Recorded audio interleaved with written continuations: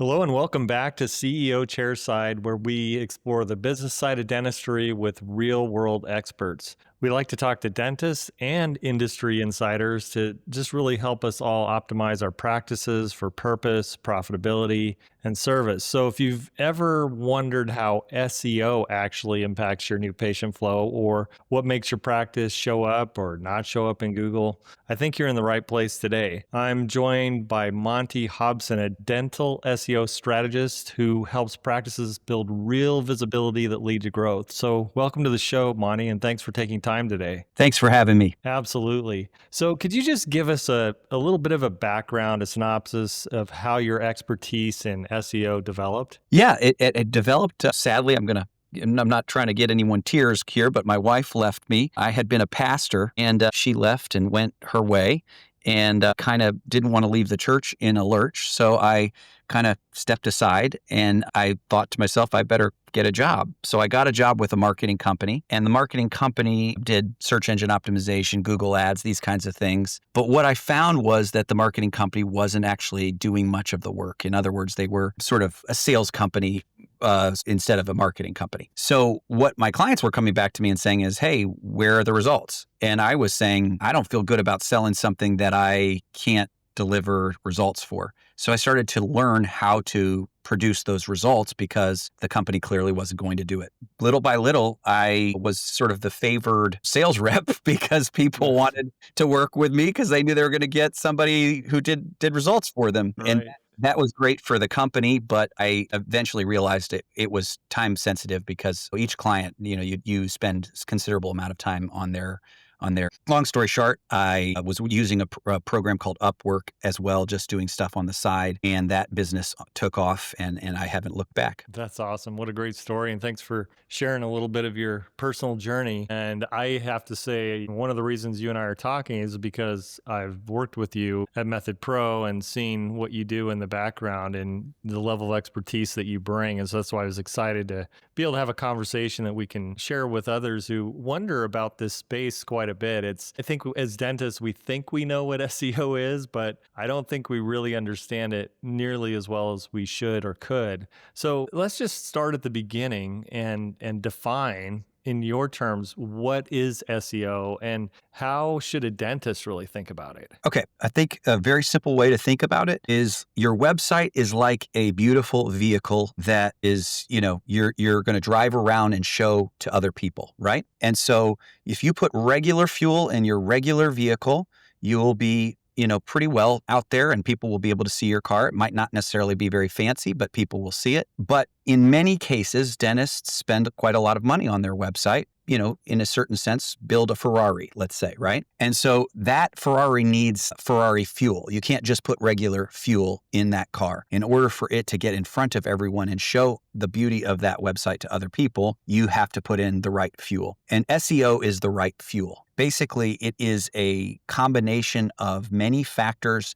that actually put your website in front of the world, make it as visible as possible in the highway of the internet, if that makes sense. Yeah, no, that's a really good analogy. I think we can all picture that one. So is it just about getting ranked and what does that mean about getting ranked or is there more to it really with SEO? So actually today, probably more than ever before, it's way more to it. But yes, at one stage, it was all about getting ranked because effectively we were all using the same search engine, Google, and there was a set of results that would come up if somebody typed in dentist, and we wanted to show up when they typed in dentist. So being number one was a very important thing to be, and that is still the case in some aspects. The second part of what you were asking was a very good question, which is there more to it? Yes, there's a lot more to it because what we've discovered is the way that people search isn't always direct. In other words, people aren't always finding a dentist by typing in dentist near me or something that simple, but they might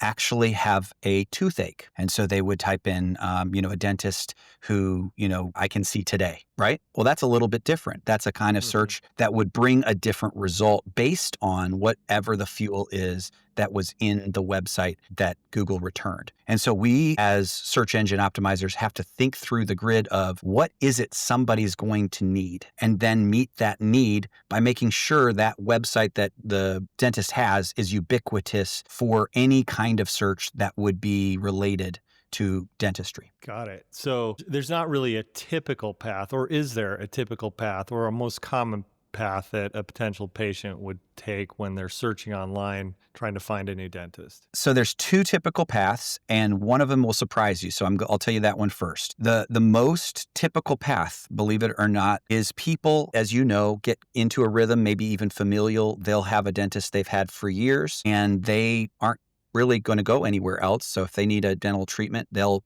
call up that dentist. But when they have pain, they'll go wherever they can get in. And that is one of the first and most important things that every dentist needs to know. They need to understand the importance of an emergency dental search. They need to understand why that search is important, because it's the doorway to new patients. And the second kind of search is the search that happens when somebody moves. So if I was raised with my family and I'm typically going to my dentist, but now I'm out of college and I'm going to wherever I'm going, I have to establish a new dentist. And that's where a dentist near me type search would come up, or like best dentist type search would come up. So related searches around the idea of discovering the best dentist for the area that I'm in. Okay. Yeah. And so how much role does proximity play to a search versus reviews versus website quality, all these different factors? Proximity is so important. You can't even really measure it, but the best way to say it is that Google is basically trying to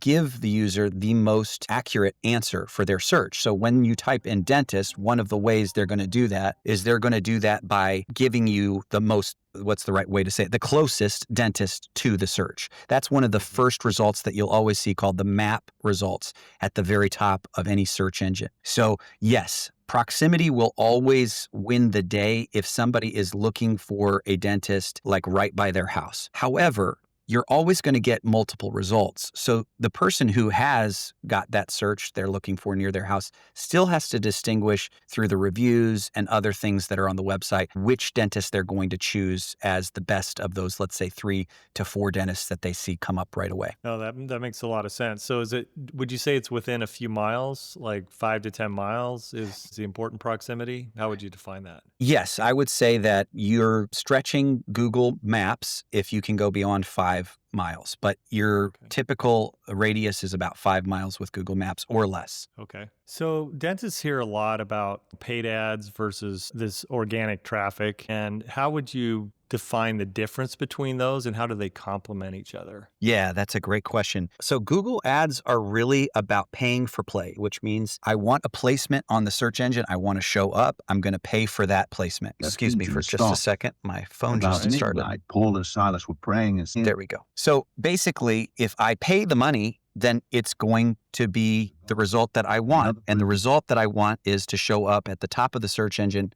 so long as I'm paying them. But the problem is when I stop paying them, I'm not there anymore. So the organic side of things is the long-term investment that you're making to make sure that your website is always speaking to Google. That means that Google will constantly refer it when those searches come, whether or not you're paying for ads. Right. So it's safe to say that SEO is a little slower, but it's longer lasting. I've heard it said that it's actually the cheapest form, least costly form of advertising in the long run. Would you say that's correct at this point in time? I think that's fair to say. And I think the other way to think about it is that it's the constant fuel, right? Like you want to make sure your website has fuel so that it gets out in front of more people. And you would typically go and fill up your gas tank every week or every month at least, right? So that fuel is what I would say is more accurate to what you want to make sure you're thinking of, that, hey, have I put any fuel into the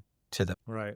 So what's a common myth that you hear from dentists about SEO? Oh, you're going to just flip a switch and then that's going to happen. Like I just do it once, right? Yeah.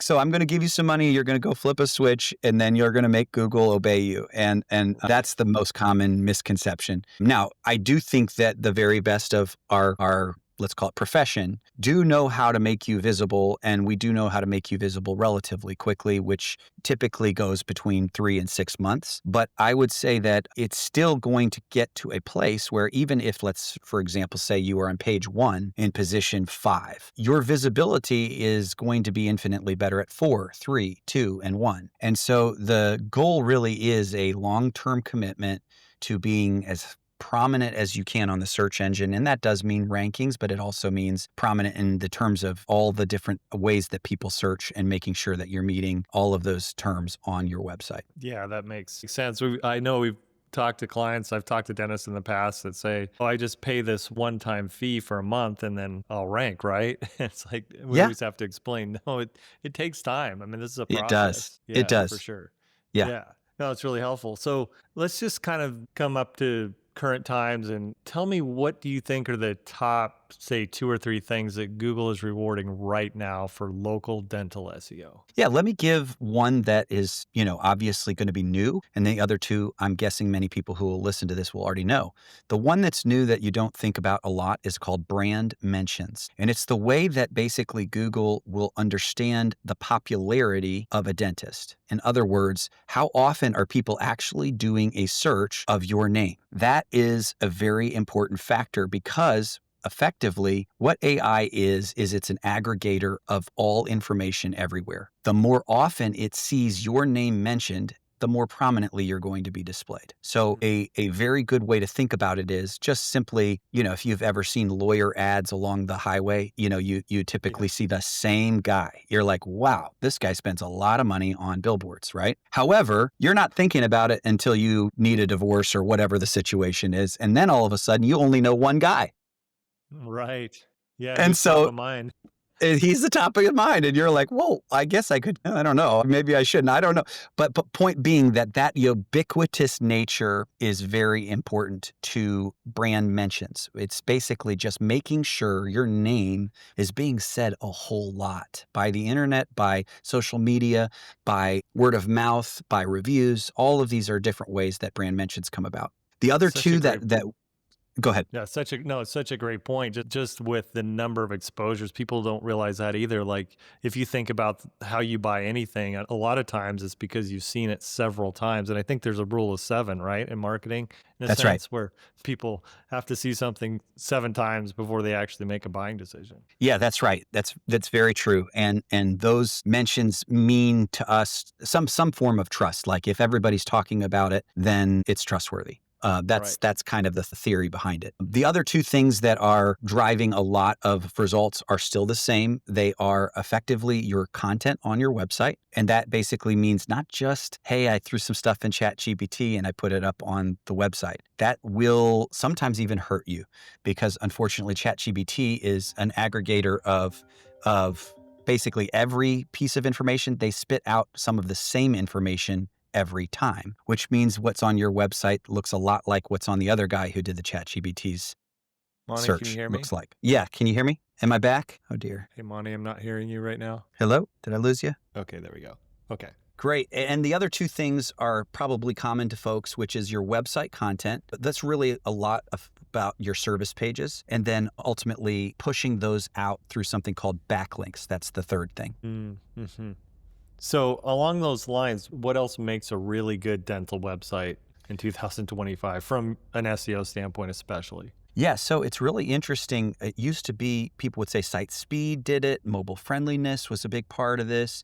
Obviously being sure that your keywords were targeted on each page. That is actually all accurate, but there is an emerging factor that I'm seeing have much more of an impact, which is something like your website layout, the way that it looks, functions, and feels. And so a lot of that comes down to something called CTR or click-through rate, the ability somebody has to actually take an action on your website that they want to take and engage with the content on the website. As you know, you've probably heard about something called zero-click searches, which is that basically the search engines are trying very hard to keep people on the search engine rather than taking them to your website. And the reason for that is they want to be able to take all the information that's on your website and give it to the user, which means they never come to your website. The issue with that people don't like is that people actually want to engage with a more, artificial person. So when they come to your website, when your website is actually laid out as a human, like as a person would want to engage with a human being, so that there's maybe a chat function where you could talk to somebody behind a desk, or there's even a phone call you could give them a phone call for, or in many cases, an action that maybe they wouldn't otherwise have thought to take. Sometimes we just, throw up like request an appointment. That's not always the reason somebody comes to a website. They actually maybe want an answer to a question. So sometimes that chat function or that ability to use chat prompts within your CTR, your click-through rates, where somebody says, I have a toothache, and that's the actual click-through. That is what somebody's looking for. And that makes the experience personal, and those are the websites that stand out today. Yeah. And ultimately we're in a relationship business, right? So correct. We really, we want our websites to have that feel and functionality for sure. That's right. So the thing that's on everybody's mind these days, of course, is AI. So can you speak a little bit to how AI is changing how practices should approach SEO at this point? Yeah, absolutely. I mean, one of the big things everybody should know about is something called Google AI mode, okay? This is effectively an option right now. It's not something that they foist on people, but it's something you can select. And basically, from the traditional search engine side of things, you would just see a bar on your Google. You type in google.com, you see a bar, and then you'd search. Now there's going to be something called Google AI where you can select a tab that then takes you to something a little bit different than your traditional search engine. Your traditional search engine just had that bar, but this one is actually an LLM, similar to ChatGPT, where you basically have a similar kind of bar at the bottom of the screen where you're able to ask anything you want in any way that you want and start to interact with sort of a sentient being, which is what AI is. So Google's AI mode has been released. It was March of this year, and it is still an option, but it's probably in the next couple of years going to become the standard because more and more people are using ChatGPT. Google doesn't want to fall behind. They want to give people what they want.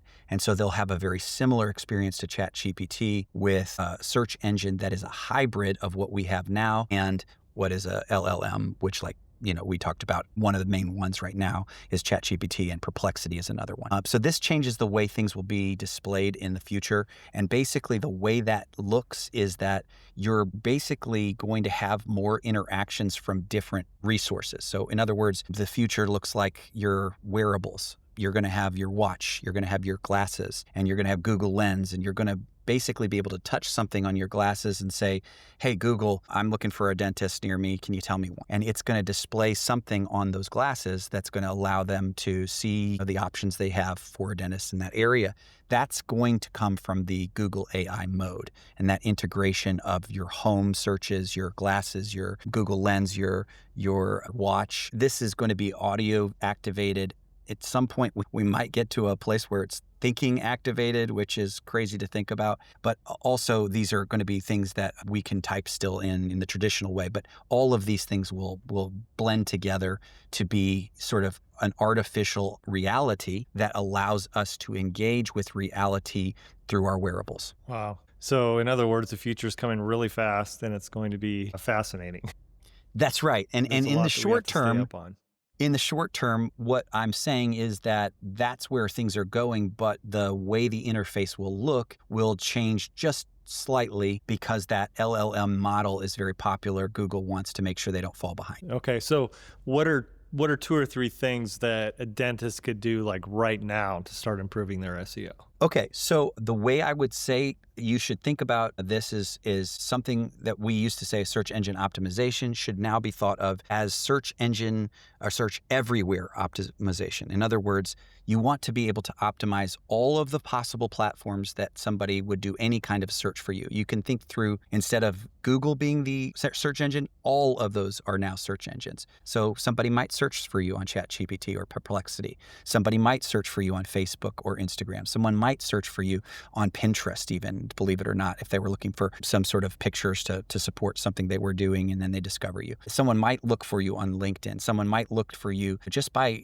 doing a voice search and not knowing necessarily even the interface they're going to be using. Sometimes it would be Amazon instead of Google. All of these things would be sort of like the search everywhere part of what artificial intelligence is really kind of pushing us towards, which is the ability to be ubiquitous everywhere at the same time. So everything you're describing conceptually makes sense, but as a dentist, I'm thinking that this is not the type of stuff that I should probably be doing or know how to do. Do you think that it makes a lot of sense for dentists, especially knowing their goals and practice growth aims, to really hire professionals to do this? It's kind of a loaded question, but Yeah, I I've, think I've run into some dentists that say, I think I can do it. I can do a blog article. I can put yeah. up this. I can do that. Yes. Well, it's a little bit more, right? Yeah, so there's two simultaneous streams that are happening at once, which is one stream says marketing agencies has been, now I can do it all myself. I'll just get an AI robot to do this. The same problem exists with AI that has always existed, which is if I want to get a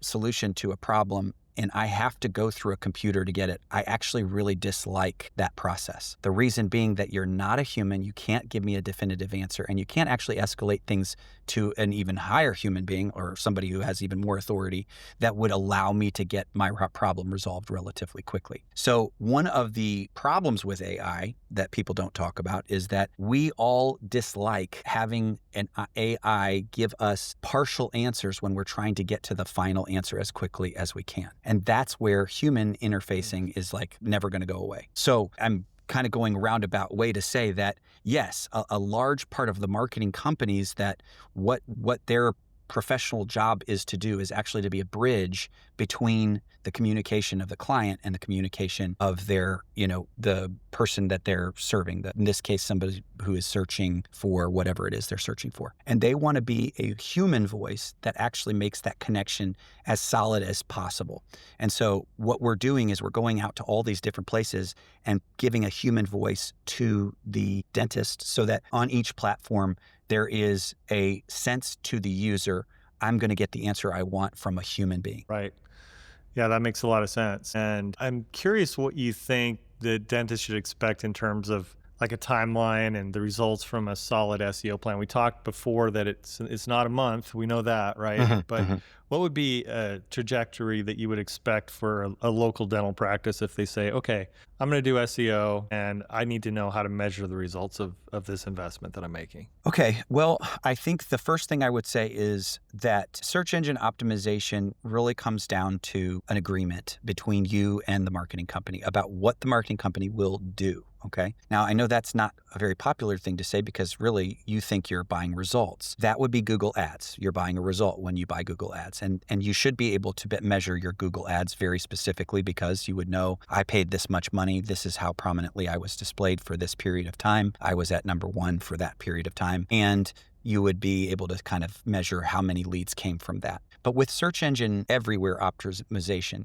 basically what you're trying to do is be visible as possible. And the goal really becomes about how often you're being shown for any number of different searches, not just one specific search like dentist near me. So what I would say is it sort of goes back to the beginning, which is I have to put fuel in my car every week for a reason. It's got to go down the road and I don't want it to stall out along the highway. So it is a constant, let's call it input to get a constant output. And I think that part of what we're going to see as we go forward is making sure that we have a constant input to different channels and understanding that all of them work together for the one channel of ultimately being a phone call or a requesting an appointment or a, some way of a chat, that's a reach out to us to let us know we want to make an appointment. Gotcha. Yeah, I mean, ultimately, as a dentist, we want to see practice growth. We want to be busy, want to hear the phone ringing, and see appointments filled. So I always think that marketing, it works together in so many different ways. SEO is one piece of a puzzle, and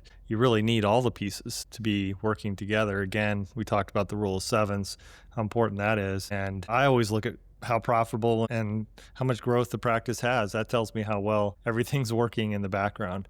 But obviously there's some unique metrics to SEO that the experts can help us as dentists understand how it's actually working. So that's really helpful. So let's just wrap this up with, I'm going to ask you just a few quick questions and you can give me just a bullet answer, whatever comes to mind. Mhm. But I'm curious, what's one SEO myth that you wish dentists would just forget?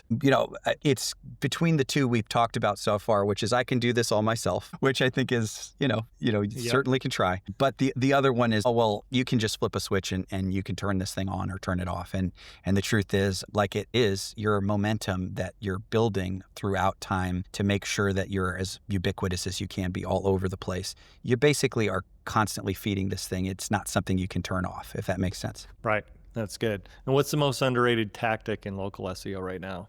Something called exact match domain, which many people really do know and they do understand because they've gone out there and let's say I'm in a place called Chesterfield. So they would make their URL or their website address chesterfielddentist.com. And that is a very powerful technique that really does have an impact on, let's call it 50 major factors for your search engine optimization. That is probably one of the highest and most impactful things you could do because when somebody's in Chesterfield and they do a search for dentist, you are the most obvious answer to that question. Excellent. What's one thing every dental website must have at this point in time? Wow, that's tough because there's a lot of must-haves. But what I would say is you really have to be an attractive website. You need to have an attractive website. It has to be human. I think that your pictures being stock photos is not a good idea in this day and age. Even if your pictures are AI stock photos, it's worse. You really want to show who you are as a dentist and you want to show people the interactions they can have with you. So a lot of pictures are really the way I'll answer this question, but really what I'm saying is the layout